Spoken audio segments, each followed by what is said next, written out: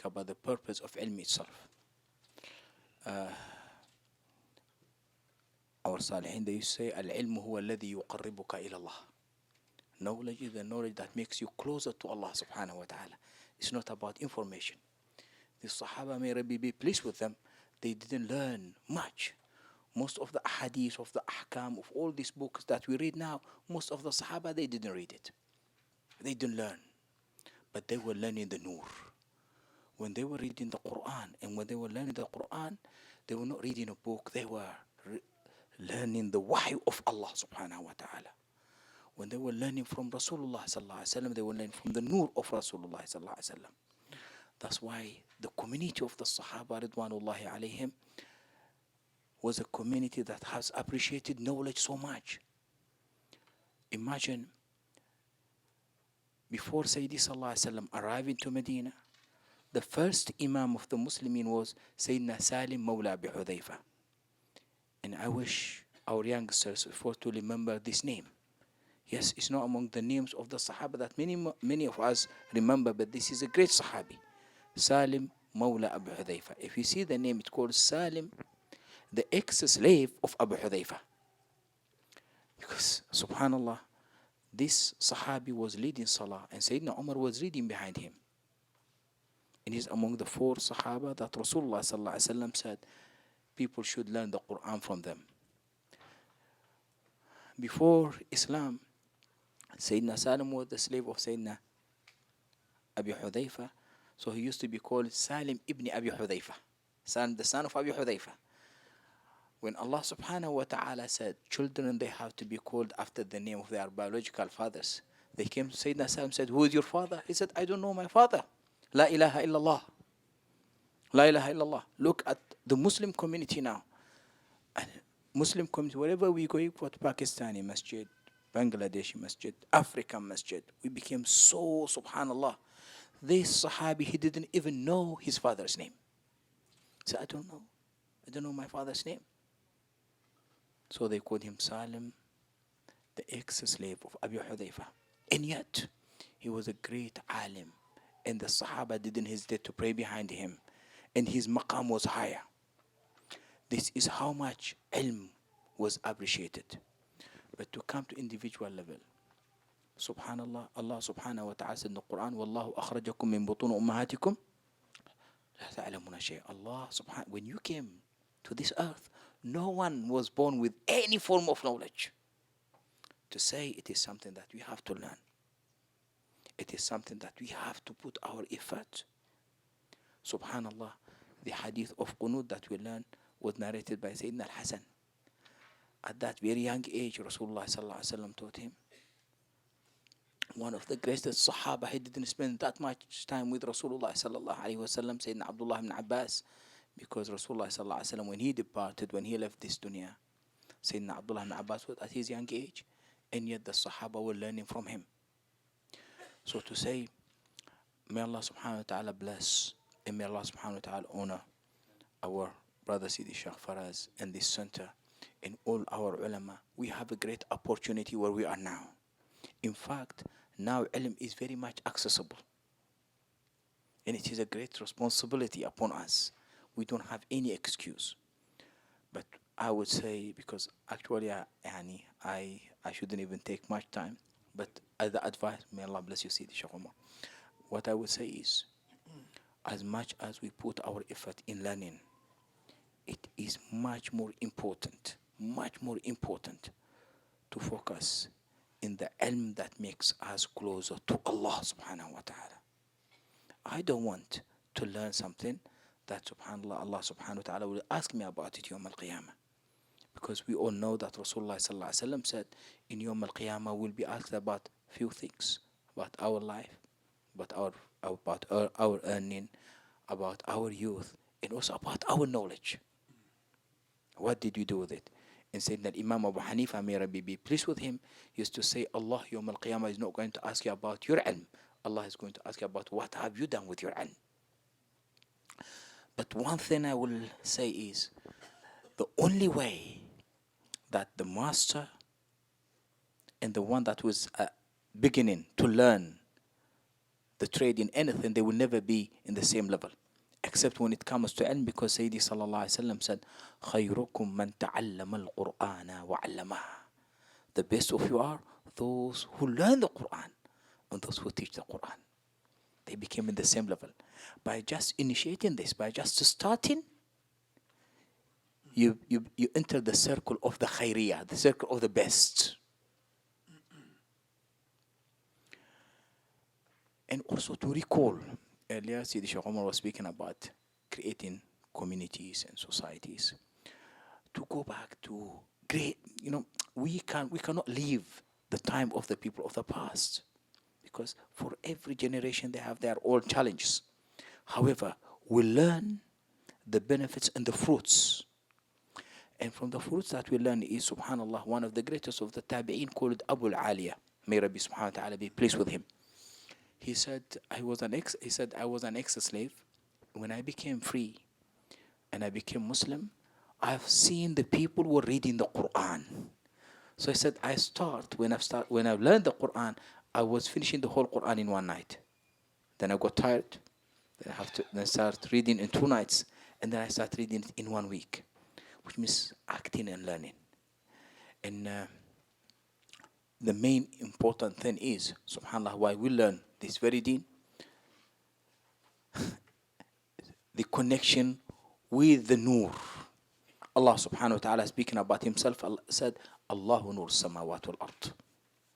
In speaking about Rasulullah sallallahu alaihi wasallam, said, قَدْ جَاءَكُم مِّنَ اللَّهِ نُور. Speaking about this Quran, Allah subhanahu wa ta'ala described it as nur. May Rabbi subhanahu wa ta'ala bless you and honor you. Barakallahu feekum. Jazakumullah khair. Al-afu minkum wa samahuni. Ala al-itala.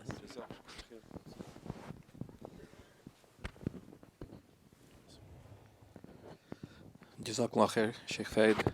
Sheikh Faid's here in town visiting some of his close family, and he had a family commitment, but he didn't want to miss on this opportunity of meeting with Dr. Umar. And as you know, Sheikh Faid will be here on Friday night for our weekly Circle of Remembrance, and also on Saturday from 1 to 4 we'll be having a seminar on living faith in challenging times. So do come and benefit from his knowledge and wisdom, bi'idhnillahi ta'ala. We have with us our dear teacher, Dr. Umar. Dr. Umar has a deep connection with the hub, a connection, inshallah, of hubb. Dr. Umar was here when we started at the first hub. Even before the hub started, Dr. Umar introduced the hub to Habib Umar and asked for a name for the project, and Habib Umar suggested the name As-Siraj al-Munir, the shining light, or the light-giving lamp. And alhamdulillah, he's been and remains great inspiration from his encouragement and his support and his teachings. So do listen, not only with your ears but with your hearts, and pay attention to the wisdom that he shares. And may Allah subhanahu wa ta'ala grant us the tawfiq to live up to it. Barakallahu ta'ala fikum Sayyidi. أيوة كرمكم الله حفظكم استودعكم الله بسم الله.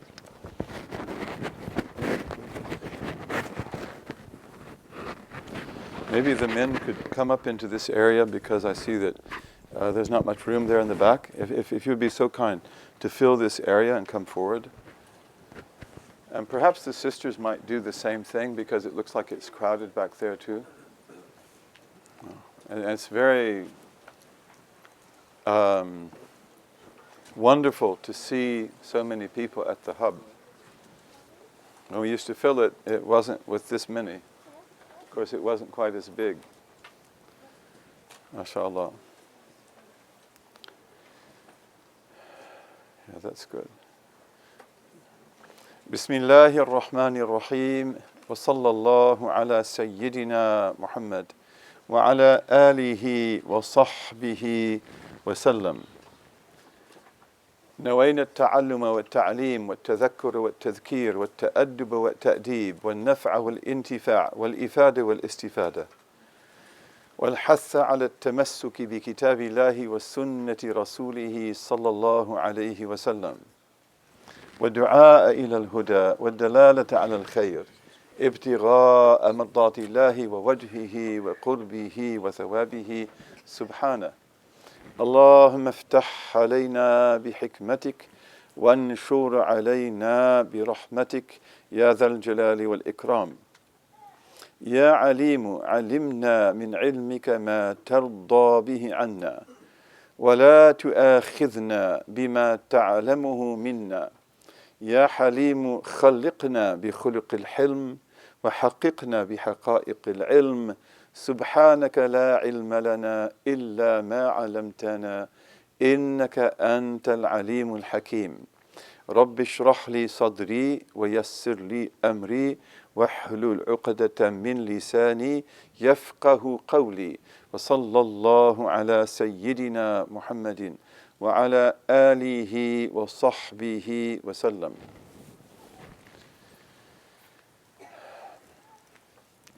When we talk with our audience in mind. And one of the problems of this time is that we talk with the audience in mind that's before us, but given the technology of the time and things like YouTube, then we often end up speaking to the whole world, even though we didn't intend to do that. And this presents us with a particular problem, because what you say to one group of people is not necessarily what you would say to another. And when I speak to you tonight, I speak to you as people who love knowledge, because I know you do, otherwise you wouldn't be at the hub, because this is a place committed to the cultivation of knowledge as thoroughly and correctly and completely as possible. However, a lot of other Muslims, they are not committed to that, and in fact they don't have to be. They need to have the basic knowledge they need to live their religion properly, and they're devoted naturally to things like their jobs, their work, and so forth. But to begin with, since we're talking about knowledge, I think that it's important for us to be mindful of different levels of speech and different focuses that we have when we speak. In a context like this, it's quite natural that we will stress our tradition and the importance of it, and the need to defend it. And we will talk about madhab, which is an important part of our tradition, and which is also an essential part of Islamic law, because Islamic law, part of the wisdom of God in it, is that He made the law to be constituted of two types of proofs. One of them is absolutely clear and not open to discussion. And those are the qat'iyat, the definitive matters, such as you have to pray 5 times a day, or you have to fast the month of Ramadan. And then He created, then He gave us other proofs of the law which have to be interpreted. It's not that they are open to interpretation, but because they are open to interpretation, they must be interpreted. And these are what we call the dhanniyat, the conjectural matters, those things which are equivocal in the law. They're polysemic, they have many meanings. They're not univocal, they don't have just one meaning. Whereas a qat'i dalil, it's univocal. It only means one thing. Doesn't mean possibly this or possibly that or possibly another thing. And those of you who've studied the law, you know about this. It's a fundamental distinction in the law and in the usul al-fiqh. And madhab is what interprets the dhanniyat. So there is, for example, no Hanafi madhab that says you have to pray 5 times a day, or Maliki, or Shafi'i, or Hanbali for that matter, because that's qat'i. Madhab doesn't work there. But then when you do pray, how do you determine the prayer times? And does Asr begin when the shadow is the length of the thing, casting a shadow, or twice? Those are all dhanniyat. They are open to interpretation and therefore require interpretation.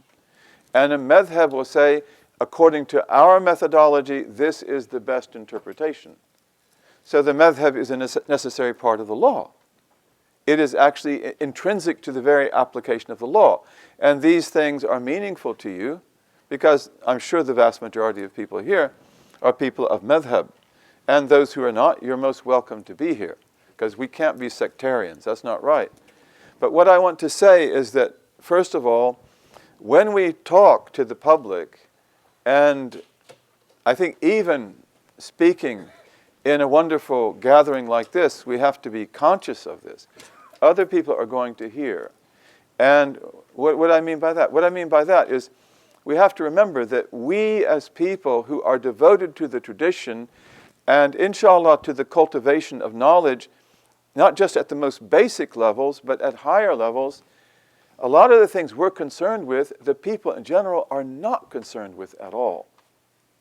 And so it's very important, don't speak to them in a way you would speak to yourselves. If you go to a country like Malaysia, Malays are overwhelmingly Shafi'i. In theology, they are overwhelmingly Ash'ari. In Sufism, they're Junaydis, of different schools of Junayd. And they're very concerned about the fact that this Malay tradition of hundreds of years that produced such great fruit is under threat of being destroyed. So they often talk about it in public. That's not where we should discuss these things. That's the point I want to make to begin with. We have to learn what is appropriate for what office, for what audience. And so the Malay public, they have trouble in many cases with the same thing that we have trouble with. Maybe they're not even sure if they can believe in certain aspects of the religion.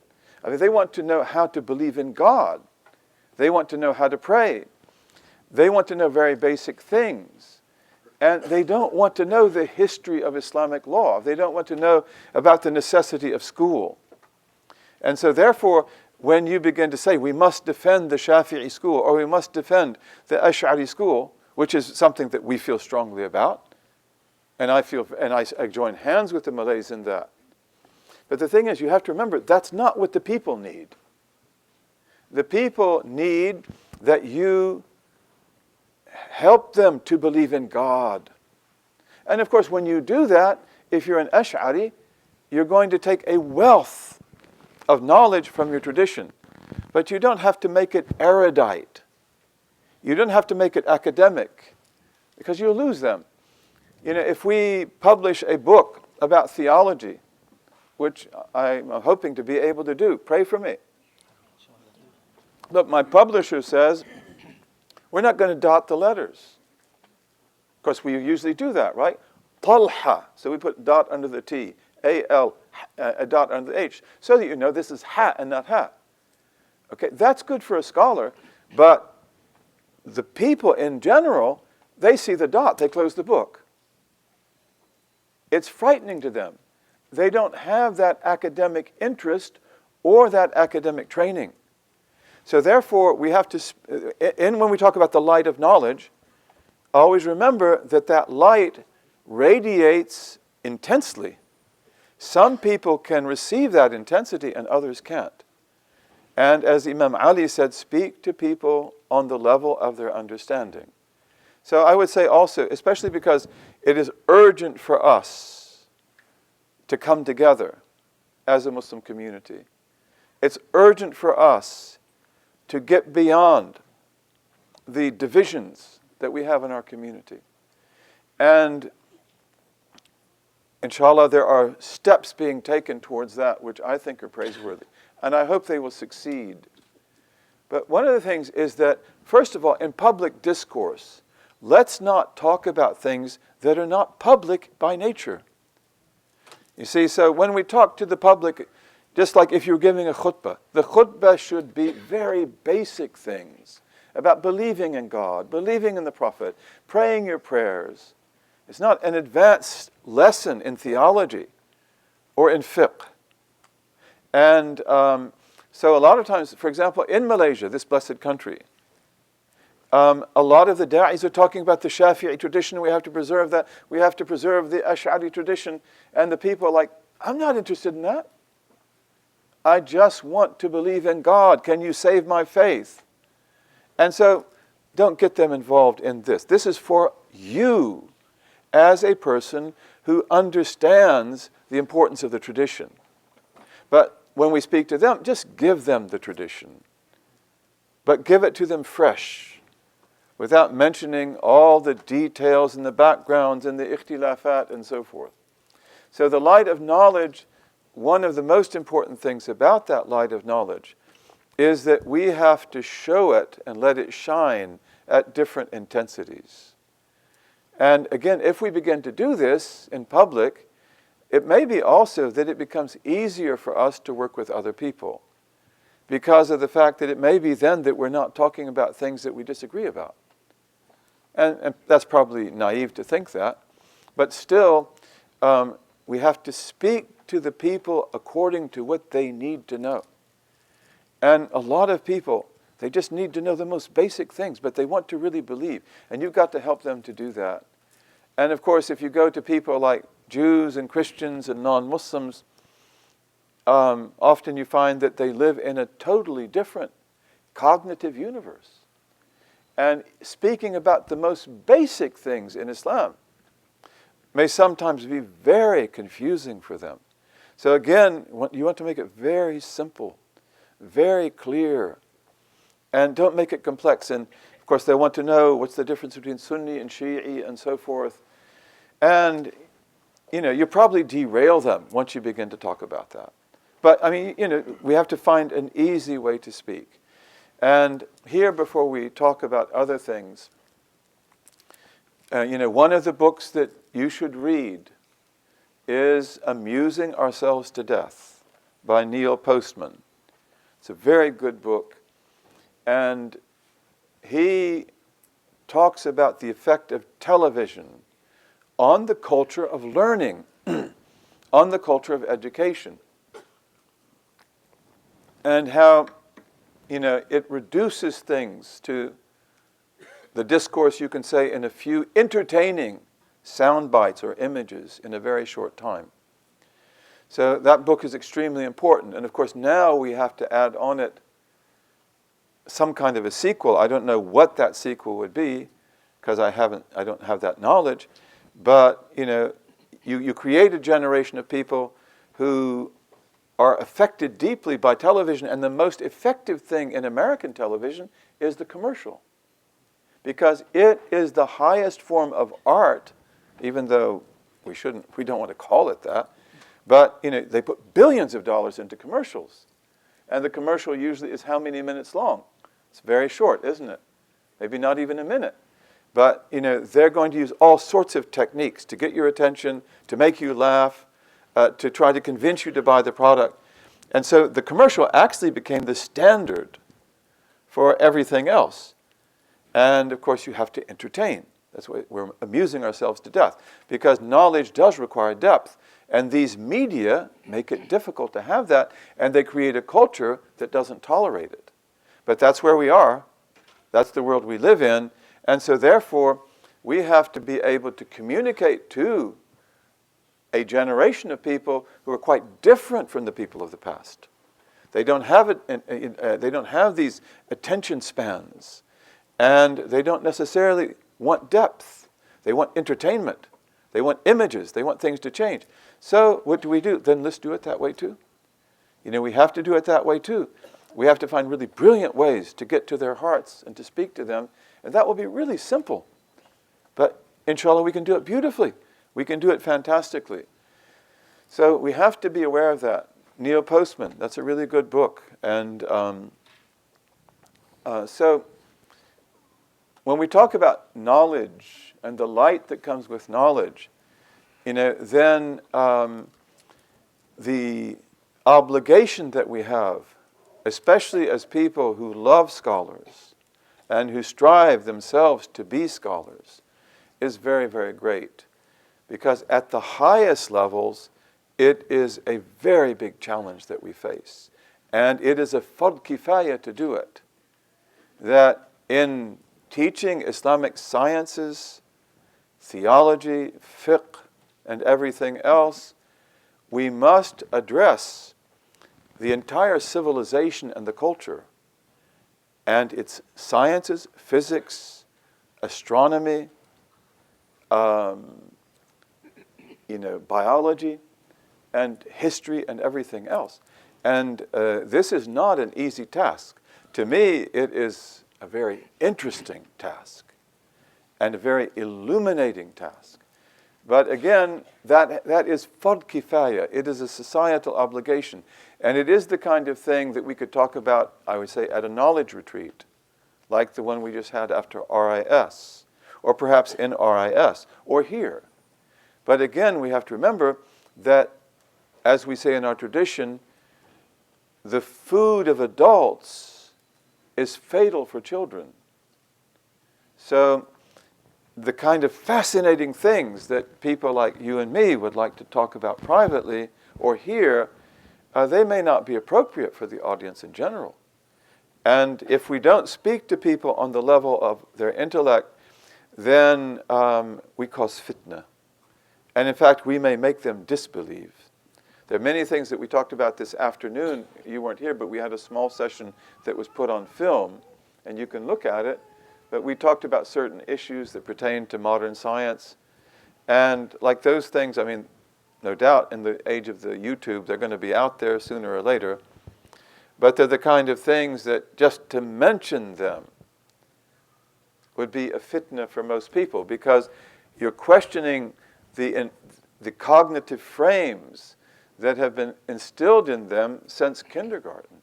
And most people can't take that. You have to be very unique to be able to be self-conscious enough to look at your own cognitive frames, and to critique them. Knowledge, is the nourishment of the heart. And the heart is the locus of the intellect. And this is what enables us to unleash and to tap into the great power and blessing of the Spirit. Knowledge is, meaning here, the kind of knowledge that our Sheikh Fa'id was talking about before he left, and he left before you came. It is the knowledge that brings us close to God. It is beneficial knowledge. It is the knowledge of God. And of course, we're concerned with physics and all these other things, because today that's really important. You've got to be able to critique modern physics. You've got to be able to critique, modern thought and modern philosophy. You've got to be able to relate to everything, that's on the table today. But knowledge, which is true knowledge, based on sound cognition and information and truth, this is the nourishment of the heart. And this is what liberates the intellect. And this is what makes us human. So this should be and is our product. This is what we want to cultivate. This is what we want to spread. And in doing this, we are doing a task which is essential for the welfare of the society that we live in. And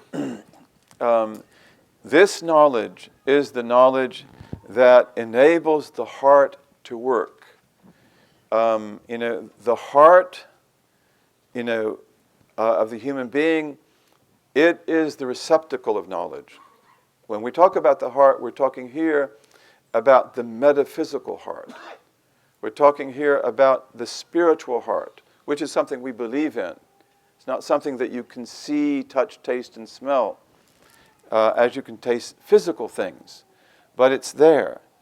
And this heart, which is the basis of cognition, it works like a mirror. This is the image that Imam al-Ghazali uses. And the mirror that he's talking about here is, the iron mirror. It's not the kind of mirror that we have today that has mercury behind it and that almost always reflects something, even if it gets rusty. The mirrors they had then were not like that. They have to be polished very much to be able to work. And the more you polish it, the more you see. So he talks about the fact that the heart, meaning also intellect, that which makes us human, it requires of us, first of all, maturity. Like the mirror has to be properly focused. The mirror has to be properly manufactured. Okay, so a child is not going to be able to see or to understand what an adult can see. And then that mirror has to be pure. You have to keep it pure. So there's an ethical element. That if we don't live ethically, we won't have intellect. Intellect is not just intelligence. It requires ethical living. And unethical living, this blocks the heart. So although it can be very crafty and very intelligent, it won't be able to understand principle. It won't be able to understand the truth. And the third element is that you have to focus on the right things. That if I have a mirror and I want to see my face, I have to put it in front of my face. I can't put it over here or over here. So in using our hearts, we have to focus on the things that are most important to know, such as the knowledge of God and learning about the prophetic way. And then fourth, you have to make sure that there's no obstruction between the mirror and the thing that you want to see. My mirror can be perfectly clear, but if there's something in between, I can't see it. And that obstruction, in the case of human beings, is things like false belief, false cognitive frames, misinformation, sectarianism, and fanaticism. So this is one of the most important things, that in teaching, whatever it is we teach, we have got to look carefully at the cognitive frames and the paradigms. Because if the paradigms are wrong, if they don't work, they will make it impossible for us to understand. And this is very true in theology. When we teach theology, we've got to give people a new vocabulary. We have to give them new cognitive frames. You have to talk about necessary being, possible existence. You have a whole language that we are introduced in theology that enables us to speak about God and enables us then to look at the world around us and to know that God exists. So the cognitive frames are very important. And here also things like fanaticism, sectarianism. Even if I am a Shafi'i and a Junaidi and an Ash'ari, and those are really good schools, there's nothing wrong with them. But if I am fanatically attached to them, to the extent that I cannot be generous towards other schools, then that will also block the heart. I won't be able to understand. So this is one of the most important things for us today, is that first of all, liberate the heart so that it can understand. The fifth one that Imam al-Ghazali talks about is that sometimes you have to have more than one mirror. In other words, if I have a mirror and I put it in front of my face, it's easy to see my face. But how can I see the back of my neck? Can't do that. So then I have to have two mirrors. And with the two mirrors, I can see the back of my neck. And he means by that often, in order to understand one knowledge, you have to have another. And when you went to school, you had prerequisites. that it was not to be expected that you could learn a particular subject if you didn't take another one as a prerequisite. That prerequisite serves as the second mirror, that it makes it possible for you to see the other one. But tonight I would just like to talk about the issue of cognitive frames and, paradigms and cognitive frames. And, again, whether we're teaching fiqh or theology or whatever it is, we have to be very cognizant of what people already believe, what they already know, and whether it is true or false. Because there's so many issues here that make it difficult or impossible to understand what is there in the fiqh or what is there in the theology or something else. And, so this is very important. We cannot teach people from the books directly as if they were living 400 years ago or 500 years ago. 400 or 500 years ago, there were certain cognitive frames and paradigms which were well known and which, let's say, were very suitable for the kind of knowledge that we're teaching. But that's not the case today. So that almost everywhere and almost in everything, when we teach the different sciences, we have got to first ferret out and understand what are the possible blocks, of misunderstanding that come because people today are going to think of this differently, and they're not going to understand what is there. The false cognitive frame will make it impossible to understand. And let me give you an example of that. And one of the books that I recommend that you read in this regard about the importance of cognitive frames is the book Don't Think of an Elephant by Lakoff, Lakoff. And what he's talking about in that book is how the right wing in my country, over a period of more than 50 years, has been working with cognitive frames. And they've been creating and they have been propagating cognitive frames that serve a right-wing agenda. And in serving the right-wing agenda, they make it impossible, for people to have sympathy with us or to understand us. So therefore, you cannot convince them of something other than what they already believe if you don't first change the cognitive frame. Okay, so for example, we have the wonderful sisters here wearing scarves. But many people today know that that means you're a terrorist. Okay, so that's a cognitive frame. And it has been instilled in them over and over again so that they become unconscious of how absurd it is. And therefore, they see a woman who is, the most peaceful of all people, the most gentle of all people, the most human of all people, and they will actually be frightened. And I'm sure that many of you have experienced that. And so this is cognitive frames.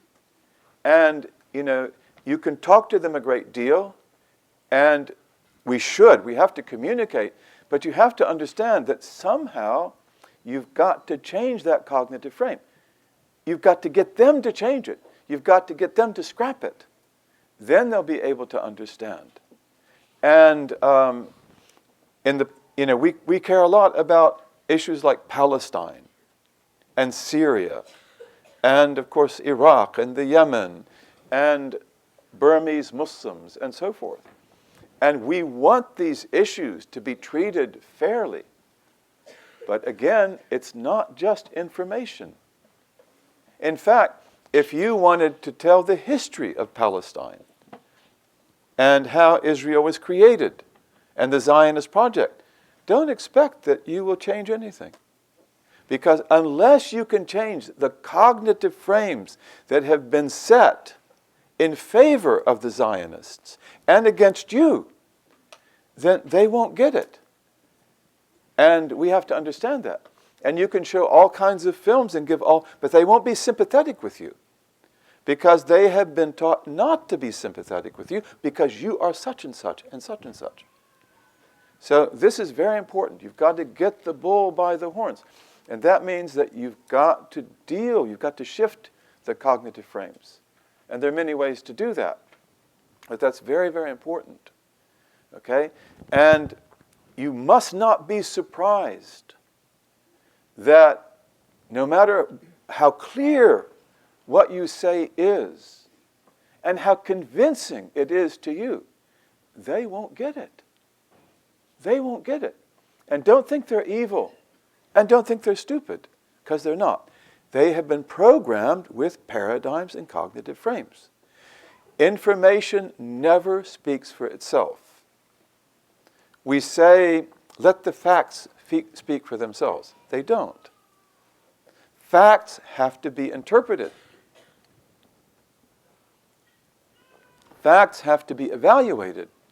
And you will do that in terms of the paradigms and cognitive frames that you have. Does that make sense? And again, so also in the quest for knowledge and teaching, we have got to know how the people around us think. And we've got to get to the very basic ideas that they have. And we've got to be able to deal with those ideas. That's a preliminary necessity before you can tell them all the beautiful information you've got, because they won't be able to get it. Don't expect them to get it. You've got to deal with that first. And an example, that I like very much is the whole issue of, did Muslims come to America before Columbus? And actually we have very strong evidence that they did. But don't expect that evidence to work. It would work with you because you haven't bought into that cognitive frame.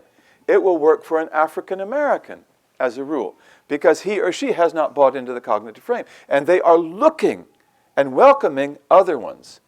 But it's not going to work for most of the population.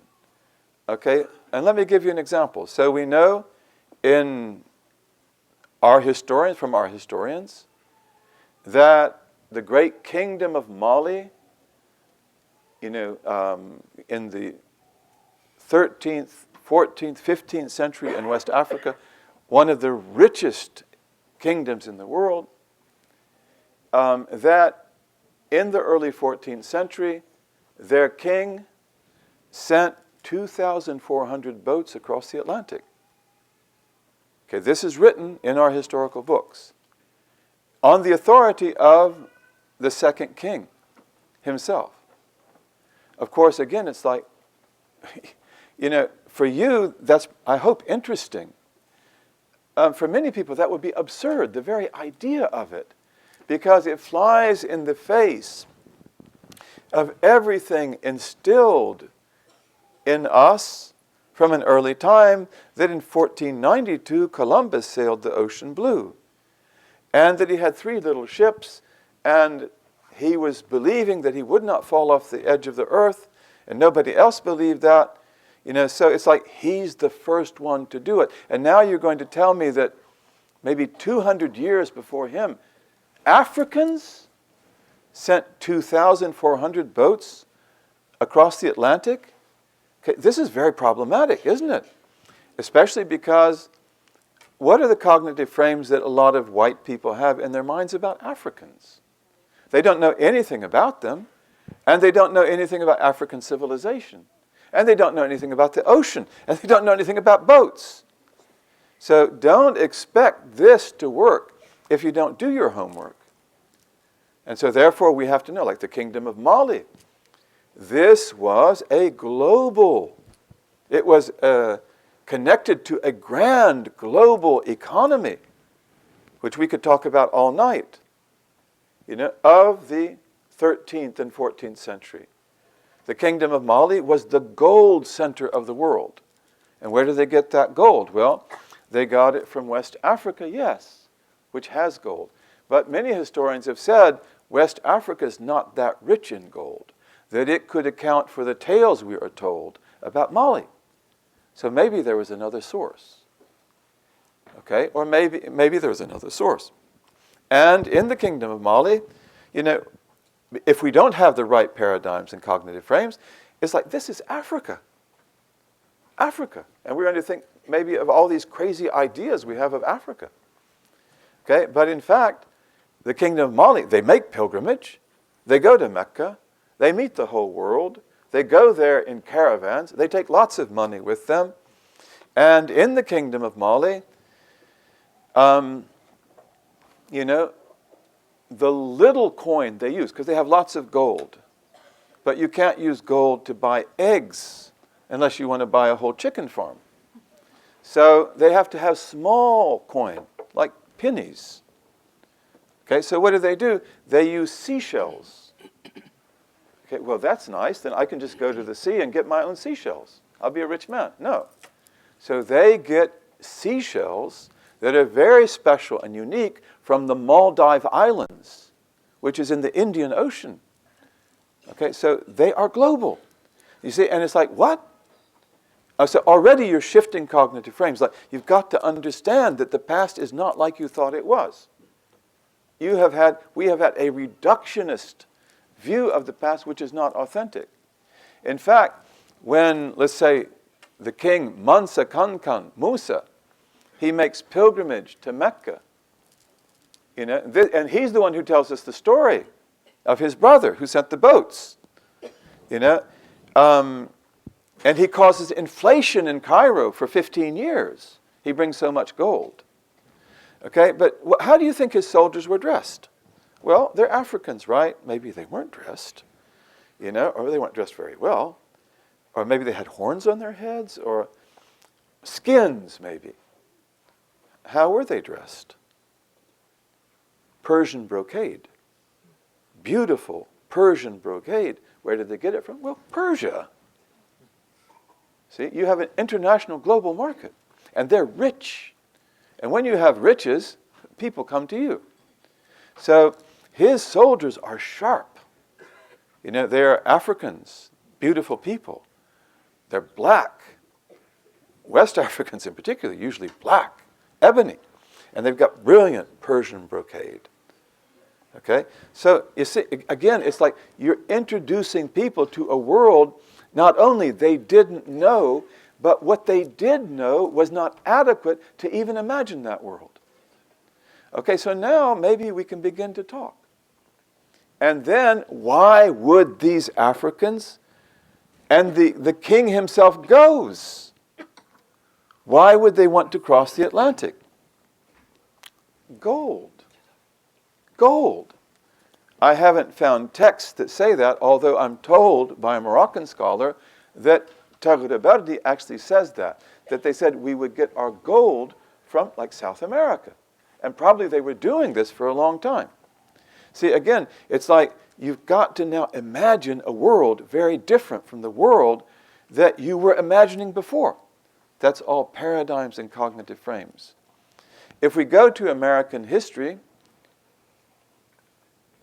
the First Nations of America, especially in Mexico and places like that, they were people that loved to make terracotta figures. That means clay figures that they fire, they heat, that will last for hundreds of years. And if they made a terracotta of you, it would look like you. They do it so well. And they have thousands of these. That just happens to be part of their culture. Why they did it, I don't really know. Maybe because of their veneration of ancestors, I don't know. But they did it. And when we go into ancient Mexican history, like in the National Museum of Mexico, we discover there terracottas of jet black Africans who are from the period of Mansa Kankan Musa. say 1315, 1325. And one of them who's very famous is very black. He has compound earrings, which I could show you on a slide. And he wears a Mandinka helmet. And we can even tell his profession, that he was a donso. He was a hunter. He would have been one of the leaders of all those warriors. Because the donso knows where the lion is, where the snakes are, where the rivers are safe, where they're dangerous. So he will be the one to guide. And there'll be other donsos with him. So this is proof, isn't it? You've got a historical text, and you've got archaeological evidence. In history, you usually can't do better than that. And we have a great archaeologist named Alexander von Wuthenau, Vonwuthenau, who writes about these terracottas. He does a lot of things. Okay, and he tells us that he would show German graduate students in archaeology these statues and say, these are from Mexico around 1325. What do you think? And they would say, well, they look like Africans, but they cannot be. There were no Africans in America before Columbus. So you see what's happening, right? Cognitive frames. This is, and you have to understand, Imam Ghazali talks about that. This is an obstruction. So they can't see that thing for what it is. You've got to remove the obstruction. And don't think they're stupid, and don't think that they are devious. No, they do not have the ability to compute what they see if they can't get rid of the cognitive frames. And then, of course, you've got the sea itself. And we have been taught that, the Europeans learned how to cross this vast water, which was virtually impossible before that. Well, of course, the people who think that way are people that know nothing about the ocean, nothing about ships. They're landlubbers, and they think that it's impossible to go out to sea. Anyone who knew ships in the sea, they'd know that that's not impossible. But in the sea, you have a big secret, and that is equatorial current. The equatorial current is powerful, and it runs along the coast of Africa, southward. And then when you get to what is today the Gambia, which is where the ships would have left from, probably the Gambia River itself, then it shoots across the Atlantic powerfully to Barbados and into the Caribbean and into southern Mexico. So that if you just put a raft into the sea, it will go to America in 50 days or 60 days. See? So again, you've got to, this is the truth. This is a sound cognitive frame, but you've got to teach that too. Then they will know that not only was it possible to cross the sea, but actually, in fact, it was likely to cross the sea. And if you intended to do it, then you could. Okay, so these are just examples, but what I'd like you to understand is that in teaching about fiqh, let's say, for example, or seerah, that the Prophet married Aisha when she was how old? She wasn't even a teenager? Oh my God. Okay, who invented teenagers? Who invented childhood? This is a Western phenomenon of the secular period. And of course, it also reflects the fact that we have different demographies, that we have big populations. We are concerned about having too many people. No traditional society was like that. They are usually made up of villages and tents, qura, not big cities. This is a modern phenomenon. And so therefore, in all of those societies, whether they were Arabian or whatever they were, you want to produce many children because you may lose all your male population in the next war. And so therefore, marrying young women was something everybody did because of the fact that it facilitates having children. And they want to have a lot of children. Okay? And that's probably difficult for us to talk about right now. Why? Because of cognitive frames and false universals. It's like, no, this is wrong. Don't even breathe this. Don't even talk about that. So when we talk about fiqh, it's like you've got to tease out these things, and you've got to understand who those people were and what their society was like. No one said anything about that being wrong. Not Abu Bakr, not Aisha herself, not the Jews, not the mushrikeen. And I mean, go back and look, for example, at the dresses of the empresses of Europe, who are wedded to like the emperor of Russia or the emperor of Germany. And you find out that a lot of them are 12-year-olds. Okay, because he wants to have a wife like that who can give him children, hopefully. That will be his lineage and his line. And also there are other things like the fact that, inshallah, she won't conspire against him, and he can raise her and make her loyal to his house. So these are things that we have got to do. Otherwise, communication becomes impossible. Otherwise, it becomes impossible to understand what was happening there. And, your paradigms and cognitive frames that come from living in the 21st century in the modern technological state, these are very different. And that's not to say that they're all wrong. No. But it's like, unless you understand their society and their time and the imperatives of their time, then you're not going to understand what they were doing at all. Let's take another example, of the kind of things that we really need to know. I mean, you know that we're Muslims and we hate dogs, right? And we're afraid of them. And probably if we were to bring a dog in here, there would be chaos and a stampede toward the door. Right? He might touch you. Okay, what was the most common animal in the traditional Islamic city? Even terim. Even in Shafi'i cities, where Shafi'is have the strictest rules about dogs and purity. But the most common animal was the dog. Again, it's like, this is not just cognitive frames, it does pertain to that, but it's also having sound historical knowledge.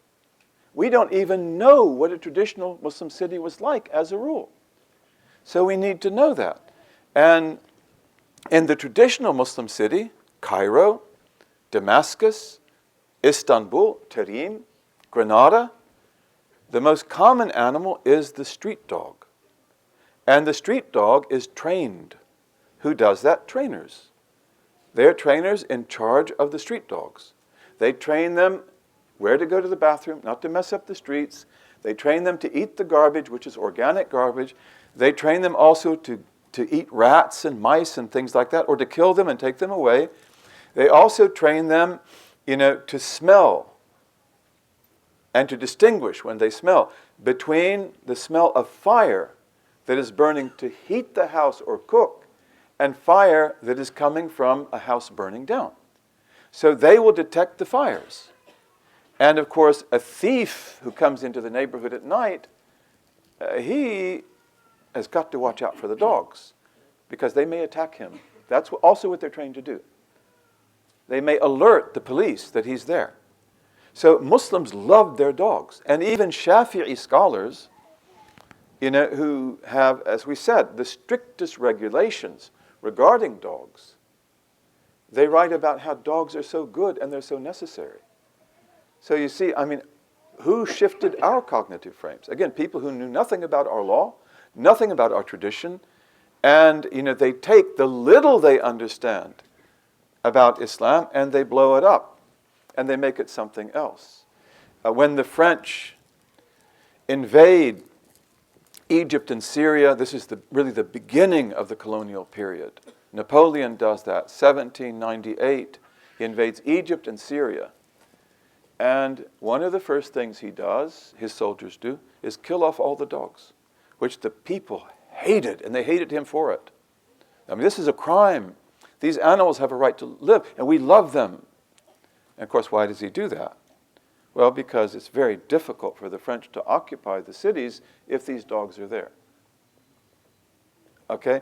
So we have a lot of work to do, but we've got to understand that as beautiful as these books are that we teach, they come from an alien universe today.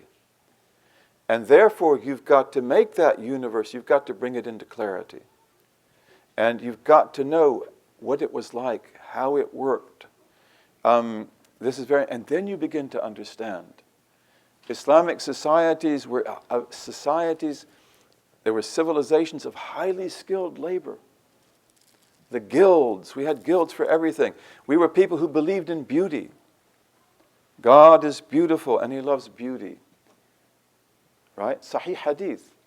And that means He doesn't love ugliness. That's why you should make this beautiful as you did. And if it were ugly, if it were, just left the way it was when we came here, that wouldn't be pleasing to God. God loves beauty. And so we were very beautiful people. And what traditional people were not beautiful?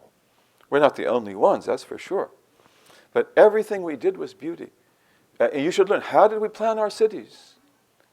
And, I'll end with something I talked about this afternoon, and I talked about a little bit in RAS.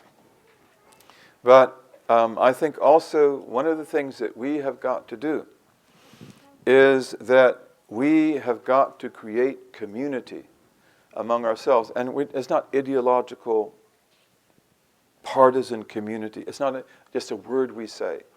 Real community. And this will be essential for us to flourish and to prosper and to help this society that we live in. And so, according to my understanding of Islamic law, which is very limited, okay, but according to my understanding of Islamic law, you can't talk about community if you don't talk about land. And this comes from the laws of Islamic city planning. Okay, so you can't talk about, what is a city without a community, without a place to live? Like you're not real. And of course you have a place to live, but no, if you want to have a community, you have to have land. And, a lot of you are in real estate, and that's a good profession. But even look at the word real estate, Why don't we say land? That is a powerful word. In fact, it is said that the lowest of all metaphysical principles is the ownership of land, the stewardship of land. Like metaphysics begins there. So, and land, see, what a beautiful word that is.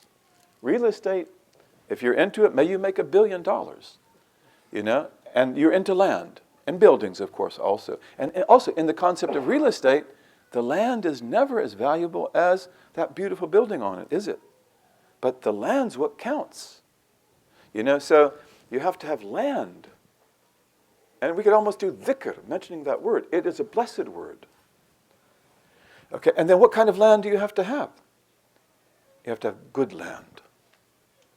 And what is good land? It's land that you can farm. And you can garden. And you can't do that if it doesn't have water. So, requirement number 1 for community is land. And requirement number 2 is water. In the land or on the land. And that water must be clean. Or you must be able to clean it. Because in Islam, obviously you're going to drink it, it's got to be clean, but in Islamic law, you cannot pollute water. Water has got to be kept clean. And if it is polluted, you've got to clean it up. But it's not just as a religious act. You've got to have water you can drink. And you make that accessible to yourself and to others because you can't own that water. Nobody owns water. So if you have a well, you have to also make sure that people outside have fountains from that well that they can drink from. You have to give that to them, or to the birds as well. But you have to have water, and that water must be enough for you and your family and your community to drink. And then also to water any animals that you have, and then also to water any plants that you grow or crops, and to wash clothes and to do other things in that kind of a priority. This is Islamic law also. The laws of water and water usage. Okay, and then number 3, food. you must be able to produce on that land all the food you need to survive. Doesn't mean that you won't go to the grocery store anymore and you won't bring water in from outside. No, but it means that no matter that, if something happens in war or in economic crisis or a depression or a dust bowl or anything like that, and those things do happen, then you and your community will have the water you need under you or right there next to you. So inshallah, you'll be okay.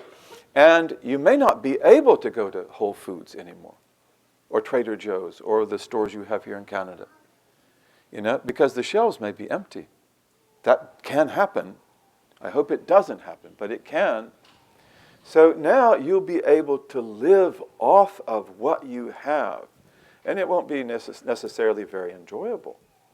You may have the same thing every day, but you'll at least stay alive. And your community would not be legal according to Islamic law if you can't do these things. You see, so that's really important because we live in these beautiful societies. And we want to continue to live in these beautiful societies. But we want to begin to put down self-sustaining roots that will anchor these societies. Because right now, if we take a city like my own, Chicago, in the United States, we depend for 90% of our water, not necessarily the water, but our food, on everything, on markets and on farms and different areas of produce that are outside of the United States even. Certainly outside of Illinois. Illinois, which is a rich state, produces no more than 10% of what Chicago eats. And Chicago produces almost nothing. Whereas in the Islamic paradigm, the city should be a garden city. The Islamic city is a garden city. And it's a garden city that has animals in it, like chickens, like sheep, like goats, and these are very good for you, and the law tells you how to live with them and take care of them, and they are good for your garden, and also you can eat them, So this changes everything. And where do we begin with our community? Well, again, if we look at the blessed environmentalists of this time who do so much, and we should ally with them, and we should learn from them. But again, their concept is just get off the grid. Leave this disaster behind. And let's go to the mountains, and there we will create a pristine community, and there's nothing wrong with that. You're free to do that. And we'll come and visit you and live with you. But from the perspective of Islamic law, you begin in the city. You begin in the city, in the center of the city, not necessarily in the business district, but maybe like in an area where there's poor people. Like, say, the south side of Chicago or the west side of Chicago, where there are gangs and drugs. Now, that's the land you want by Islamic law. Because, again, we are focused on the city. We're focused on the urban center. And we begin in the city. And then you want to find good land, and you can find it. And you want to find water, and often you dig for it, it's there. Whether it's pure or not, well, you have to see. But you will find it. And then you want to grow enough food to sustain you. And if you want to grow more, you can. You could maybe even sell it. And again, traditional Islamic agriculture was very good at this. The first revolution in Islam was an agrarian agricultural revolution. And today we have permaculture, which is a brilliant science. And we can join these together. And again, if you look at, like, say, in my country, the inner city is often a disaster. And there's a lot of crime there. There's drugs, there's gangs, there's prostitution, there's all sorts of things. A high percentage of African Americans go to prison, and Latinos as well. And when they're released from prison, they're given like maybe $40, put on a bus, sent back to where they came from. They're on parole, so you don't dare leave that place. You break parole, you'll be back in prison. So what's he going to do? Where is he going to turn? What's she going to do? basically they're going to go back to where they were. And not only that, he wants to go get a job. And they say, fill out the application. Do you have a prison record? No. And so he gets the job. And then maybe a few weeks later, they say, you're fired. We asked you if you had a prison record, and you said you didn't, and you did. So now he knows that, when you apply for a job, just tell them the truth. And so he goes and applies now, and they say, we'll call you later, Don't you call us, we'll call you, and they never call, because he has a prison record. So he doesn't have a chance. And again, if we were doing our work and focusing on the inner city and building garden cities with permaculture and water able to sustain us, we would have we would have work for them to do, and we would have buildings for them to build.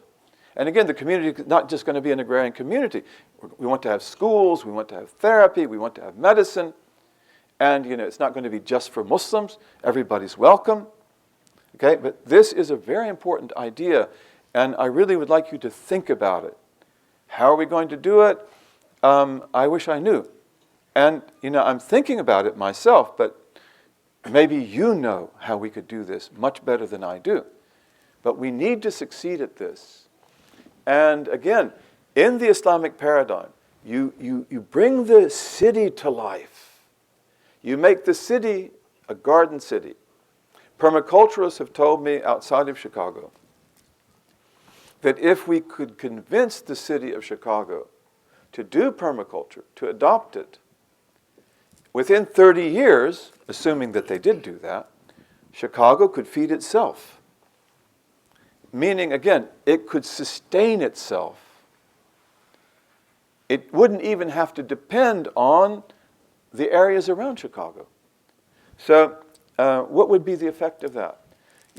Cities like Tarim in the Yemen, all they had to import into the city were needles, scissors, and razors.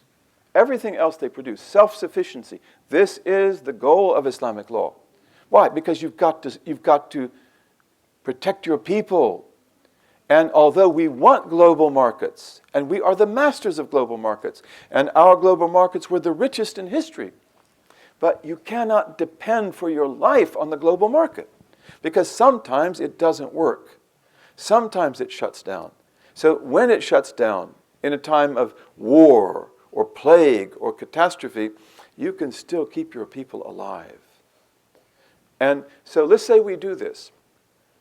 The service we would do to the inner city is potentially beyond words. And this would be so good for us. Because, again, to be truly human, you need to be in touch with the earth. And you need to be familiar with animals. And working with animals and plants, this is something that gives you your humanity, gives you virtue. You're not living in this abstract realm anymore. It's a real world. It's very beneficial. It's very therapeutic. And then when you develop the city first and the suburb second, then you take pressure off the countryside. Because the countryside now is not enlisted to feed the city. And now the countryside, can breathe. And, you can have forests, you can have lands. From a permacultural perspective, this is beautiful beyond words. And again, because you invert the paradigm, work from the city out, and do everything possible in the city that you can. And that's also why in Islamic civilization, although we have farmers and we have farmsteads, but usually we don't. We have farming villages, don't we? And look at Pakistan. Look at India, look at Malaysia, look at the different parts of the Muslim world. You don't have farmers here and farmers there. You usually have farming villages. Again, it is Islamic law at work. You see, and so you're actually forming a little village. And around it will be the farmland. And it will have in it the water it needs, the land it needs, and it's also a garden village. It's also producing. So this has a very therapeutic effect on the environment itself. And, I really think that we have to think seriously about this. And we could talk about that at great length. A lot of it I talked about this afternoon. And again, how do we do it? It's not going to be easy. I know that. We live in a technological society, the dynamic of which is the opposite of what we want to do. So it's not going to be easy. But, in the RIS, I had the great honor of sitting next to John Ralston Saul, this great Canadian intellectual, and we talked about this. And I was talking about it in the context of the work, The Technological Society and Propaganda, which are two classical works by Jacques Ellul. And really, it's good for you to read those books. They're classics. Like, what is the technological society? We live in the technological society, so it's good for us to understand its dynamic. And then you have also propaganda, because in the technological society, you will have propaganda. The technological society cannot exist without propaganda. And the propaganda is not necessarily a lie, but the propaganda is what is teaching you the cognitive frames that make you an effective member of that technological society. Okay? And the propaganda can't work without the technological society. And, so if you understand that, and I strive to understand it, because we've got to be relevant to our time, then you'll know that this is not going to be easy. In fact, it's going to be very difficult. And I asked him, is this possible? He said, yes. Just like that, yes. And I said, why? He said, because it's necessary. And may we fulfill this necessity. In the history of West Africa, how did Islam spread in West Africa? It comes there very early, but West Africa is a rich region, economically rich beyond words. Okay? And it is tribal. It is a tribal society. So to put the markets together there was very difficult. And the earliest Muslims there created a tradition which is called by historians by the Mandinka name Jula. Jula in Mandinka means trader. And they create what is called the Mandinka Trading Cooperative. Or you can call it Mandinka Trading Village. And to me, this is fascinating because, in fact, that's where I got the idea. That maybe we need something like the Mandinka Village. And these Mandinka trading cooperatives, because they are cooperatives, they are able to take losses and sustain them. And by sustaining losses, they are able, over hundreds of years, to put together the markets of West Africa, overcoming the tribal barriers through diplomacy, through intermarriage, through gifts. And often the gift you give will be the whole caravan. The king and his princes are very powerful. You've got such beautiful goods. You would like to give that to me, wouldn't you? And you don't dare refuse, not if you want to get home safe. So again, the Mandinka trading village, it can sustain that loss. And then over a period of hundreds of years, you have an economic unit which is extremely rich, plugged into the global economy of the Muslim world, which was extremely rich and free. And then out of that, you get the empire of Ghana and the empire of Mali that we talked about. It's all based on this economic and cultural imperative. And then Songhai. Okay, so, we've got to be looking for solutions, bi-idhnillahi ta'ala.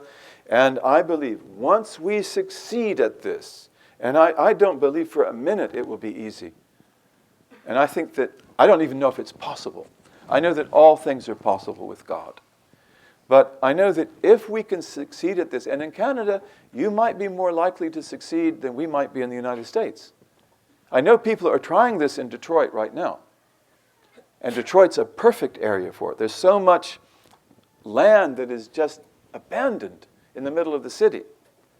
But the thing is that this is a dynamic in the United States that will pertain to African Americans because they are very common in the inner city. And then the FBI and the CIA and others, COINTELPRO, they're going to be concerned about this. So they may not let you develop it. They may obstruct it in their own ways. Maybe that won't happen, and we should try. But in Canada, you may not have that problem at all. And again, we need to try in other places. But once we have a model, and we know how to do this, and we know what are the problems you face, then we ought to be able to repeat the model.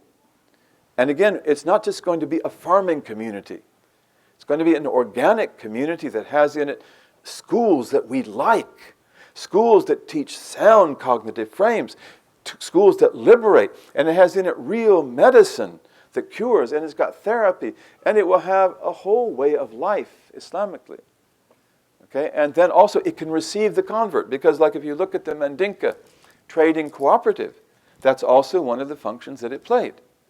That you're a Mandinka or a Bambara or whatever, but what do you do when another Mandinka becomes a Muslim or a Bambara? Or what about a Wolof or a Serer?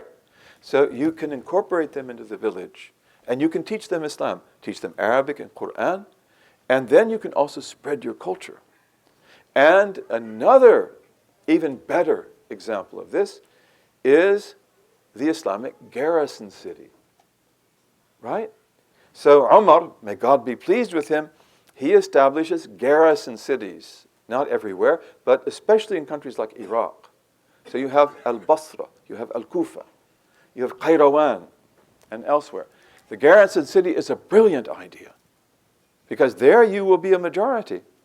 Okay? And then Imam Ali, karramallahu wajhahu, he will develop the garrison city, which in the days of Umar is basically just a military encampment. But Imam Ali will actually plan them out very carefully. And, again, the mosque was always in the center. It will remain in the center. That's also another thing we can do, is have a mosque in the center of our little community. A beautiful mosque. A wonderfully designed mosque. But then, so Imam Ali is the one who makes the garrison city into a cultural, agricultural center. And Islamic culture and civilization will grow out of that. One last thing I'd like to say, because we're out of time.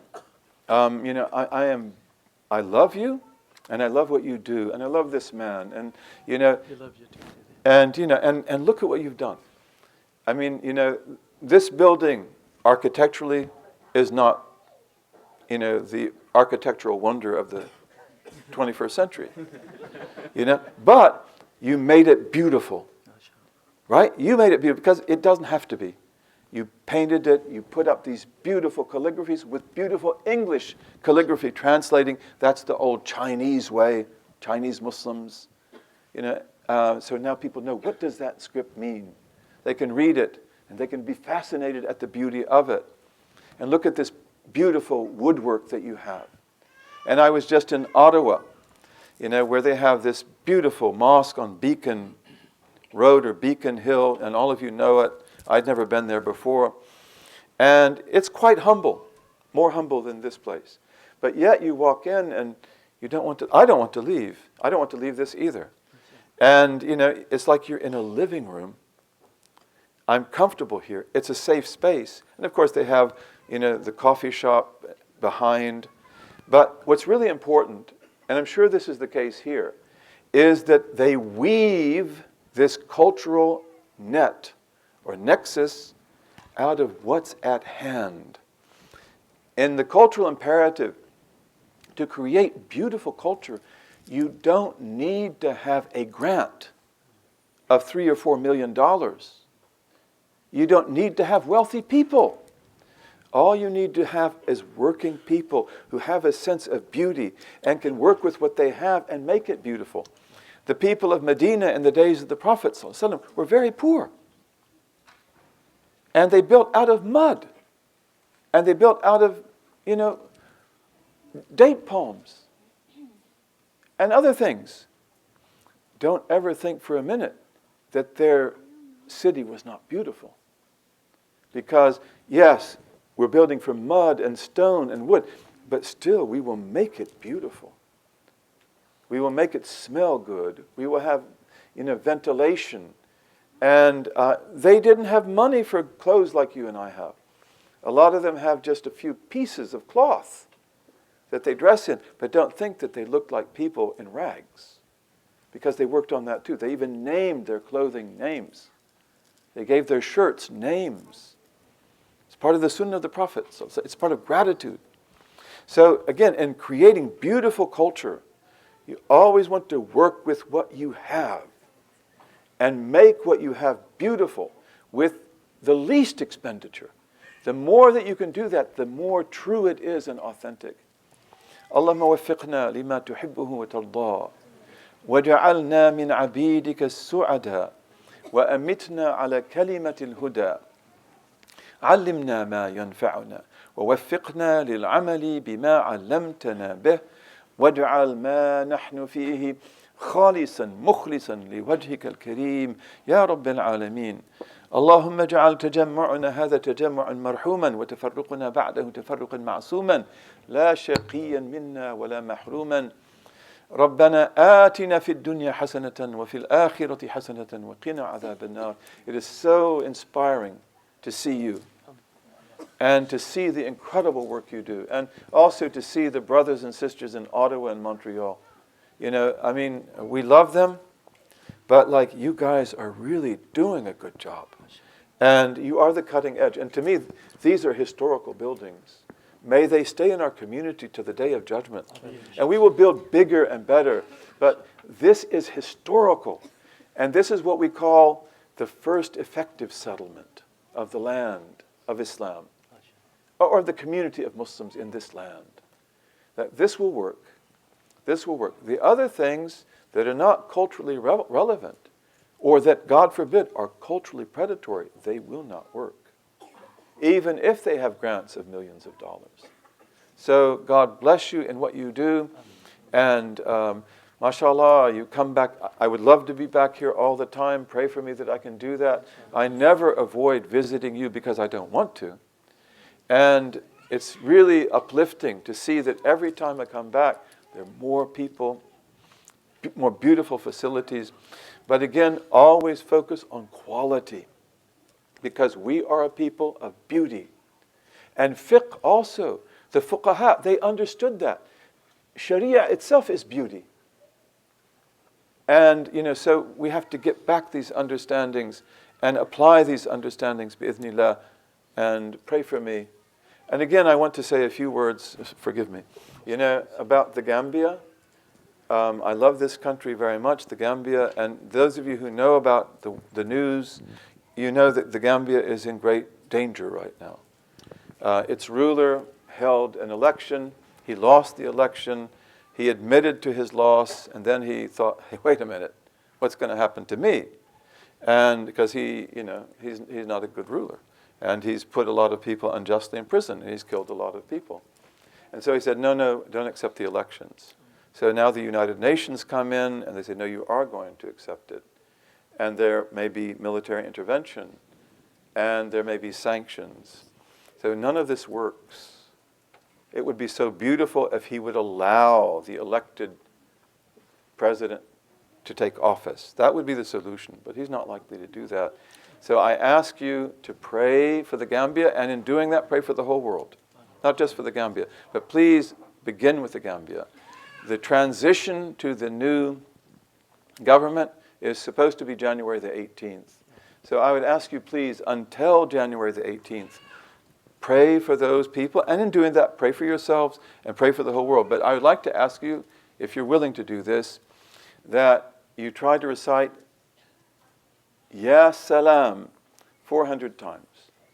And in doing this, you are invoking God by His name, As-Salam, the perfect peace, to bring peace, to bring stability, to remove chaos and fitna. That's what you're doing. Ya Salam, Ya Salam, Ya Salam.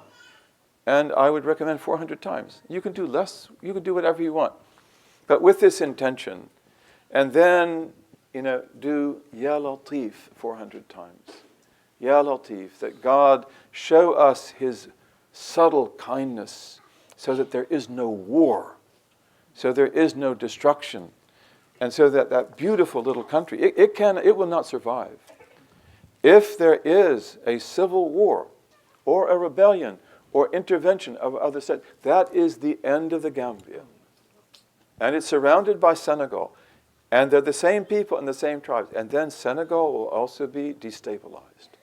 And probably you will begin to have in West Africa the same kind of scenario of bloodshed, rape, destruction that you've seen in Syria, that you've seen in Iraq, that you've seen in so many other Muslim countries.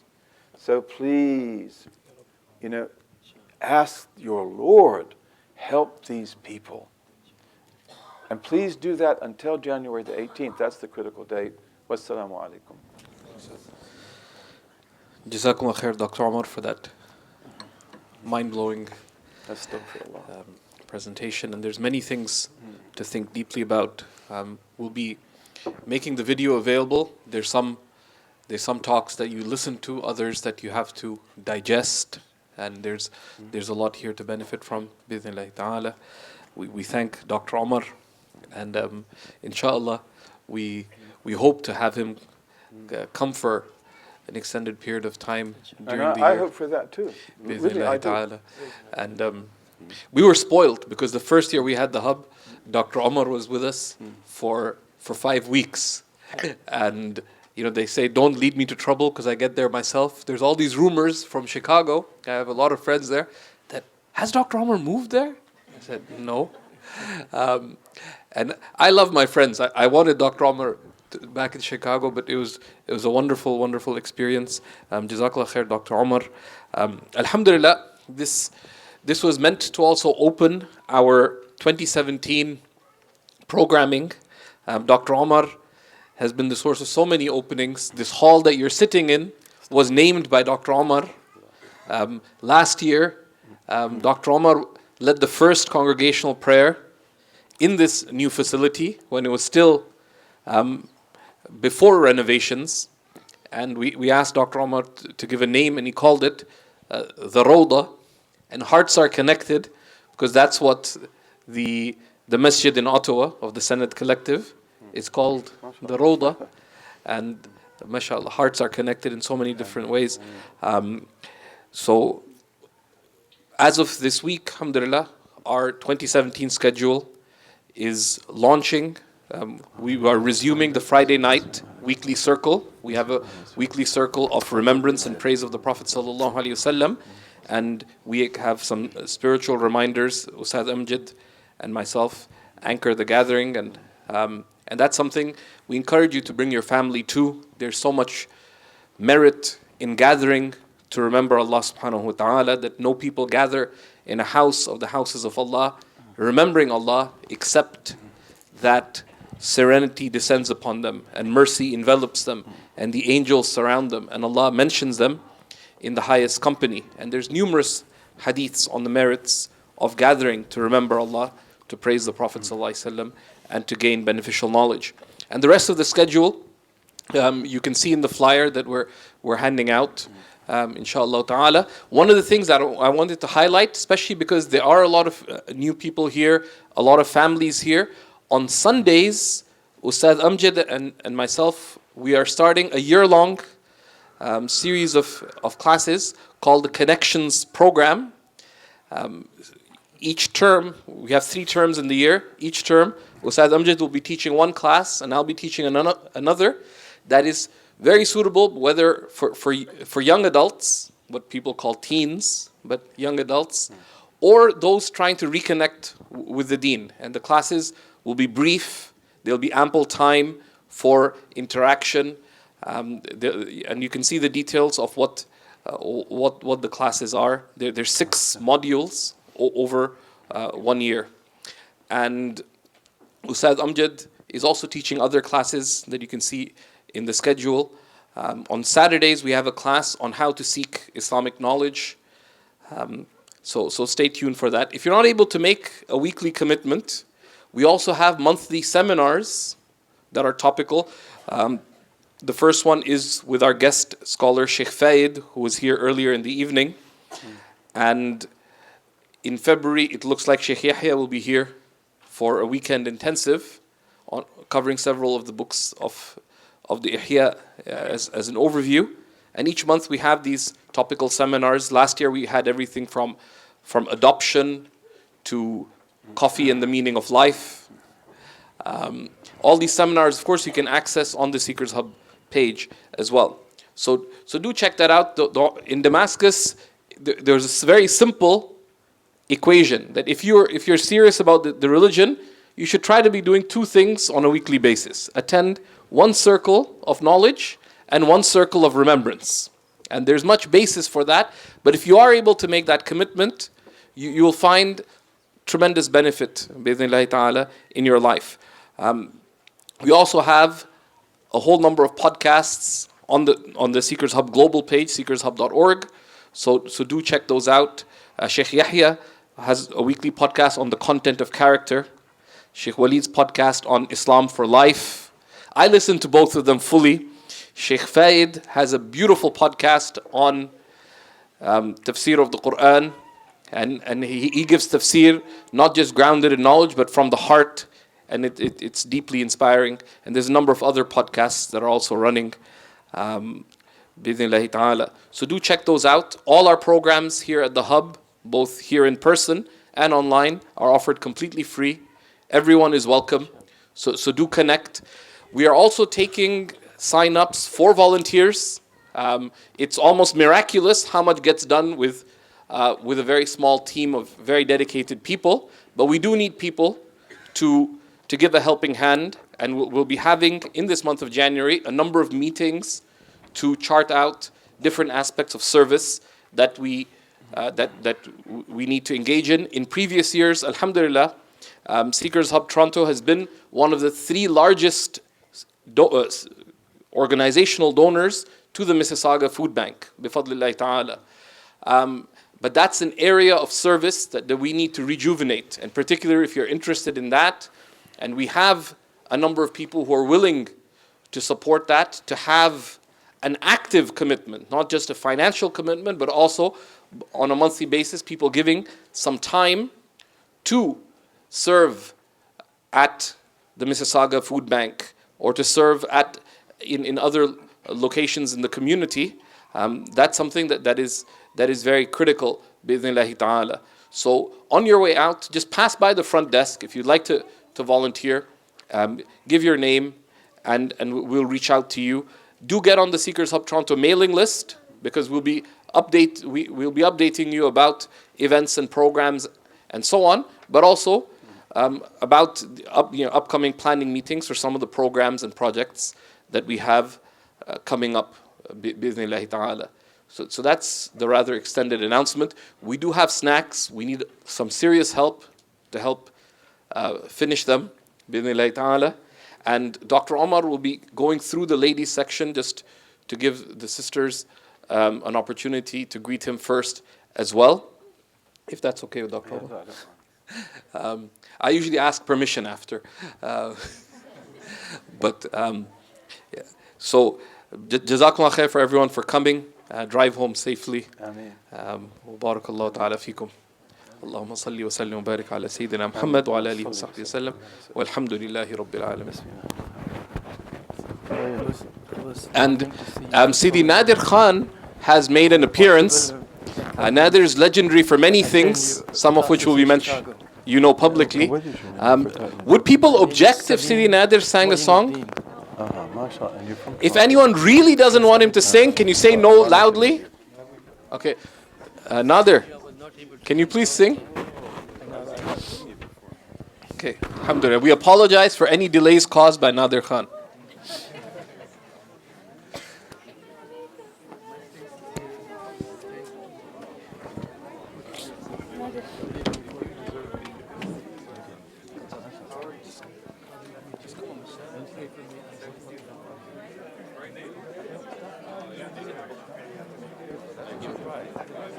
Somebody sent it to you.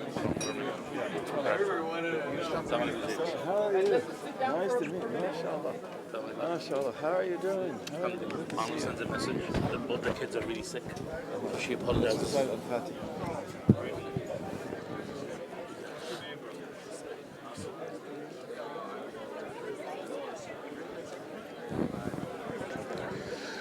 Bismillah. Assalamu alaikum. to begin to walk through the sisters? Oh, okay. I'm sorry. How long? 5, 4, 3, 3. Bismillah. Some of you who are here out of town, if you can't hear me, turn to the person closest to you who's still talking and tell them to stop. Brothers, you can all exchange recipes later.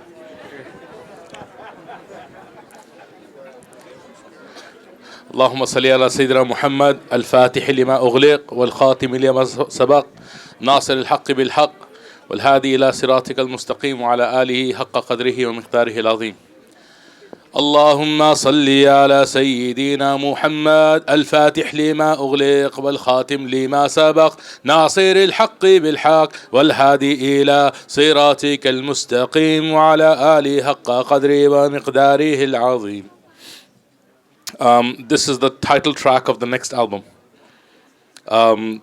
Those of you who are out of town, here's a sneak peek.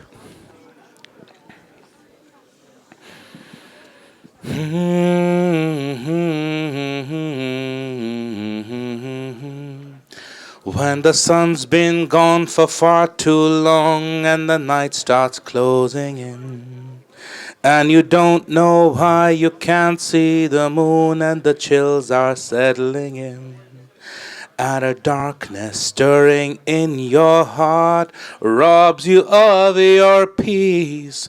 Don't you fear a thing, my friend. The beloved is within.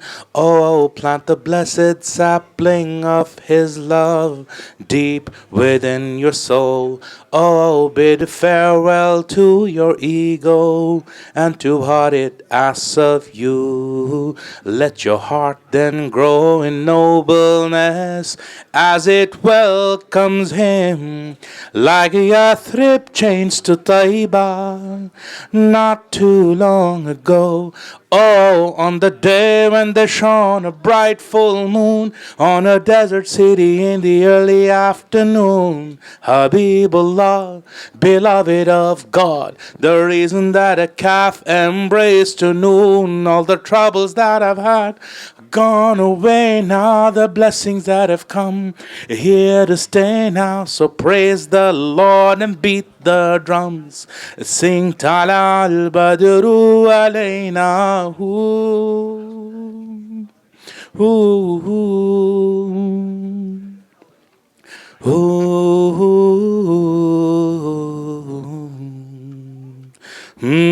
on the day when ashes go to ashes and dust goes to dust, and you hear the heavy footfall of friends who fulfill the trust, you realize you'd been asleep all your life, my friends. Now you're back in the reality of rosé lust. Oh, yes, we've been told that it's a dark and lonely place, but the lovers of the chosen one are granted amazing grace. So have no fear of being there if you've been one of them. May the angels dance as they hear you sing when you see his blessed face, just like the day when there shone a bright full moon on a desert city in the early afternoon. Habibullah, beloved of God, the reason that a calf embraced at noon, all the troubles that I've had are gone away now, the blessings that have come here to stay now. So praise the Lord and beat the drums, sing Tala al-Badru alayna.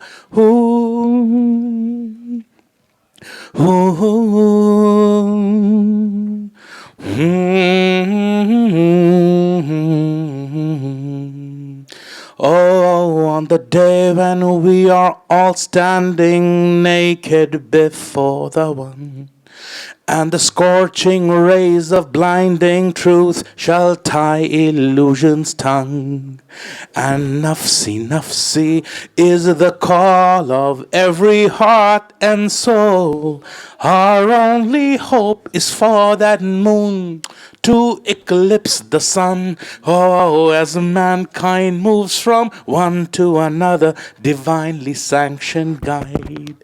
And the evil melts away with fear. It's got no place to hide. On that day as he arrives upon the scene, my friends, may you rise up and sing out loud, 'cause God is on his side. Like the day when there shone a bright full moon on a desert city in the early afternoon. Habibullah, beloved of God, the reason that a calf embraced the noon. All the troubles that I've had are gone away now, the blessings that have come here to stay now. So praise the Lord and beat the drums and sing Tala al-Badru alayna.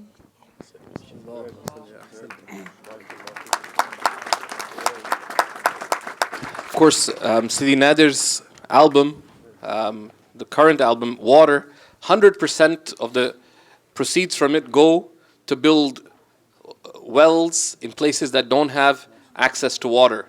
So it's a very unique opportunity. If you buy his album, you can actually intend sadaqah through it. So do check that out. Sidi Nadir has a number of concerts coming up to support the Syrian cause with Islamic Relief, etc. So if you go to nadirkhan.com or find him on Facebook, you'll have all the details. Final thing, because for some of you this will be very exciting. Sidi Nadir's significant other half, Dr. Bano, and others have launched a service called Matchbox. Your search stops here. It's a matrimonial service. It's run by trustworthy people. Not Nadir. So do check that out, inshallah. It's It's offline matrimonials in an online world. Yeah. So just if you type Matchbox on Facebook, you'll find it. Matchbox, your search stops here. You'll find it. It's inshallah a very blessed project. Barakallahu ta'ala feekum wa assalamu alaikum wa rahmatullah.